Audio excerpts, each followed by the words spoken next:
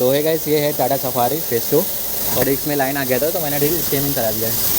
ठीक है, ये हमारा लिस्ट वर्क होके आ गया यहाँ से। एंड इसका जो फ्रंट का ब्रेक पैड का प्राइस क्या है मैं आपको बताता हूँ। ये इसका नया ब्रेक पैड है और ये इसका प्राइस है और ये इसका पार्ट नंबर है। ठीक है, 6,358 रुपये का ये आगे का ब्रेक पैड है। तो और ये इसका पुराना ब्रेक पैड है, पूरा एकदम ख़त्म हो गया है, जिसकी वजह से इसका डिस्क की लाइन आ गया था, इसकी वजह से मैंने यहाँ पे इसको स्टेमिंग करा दिया।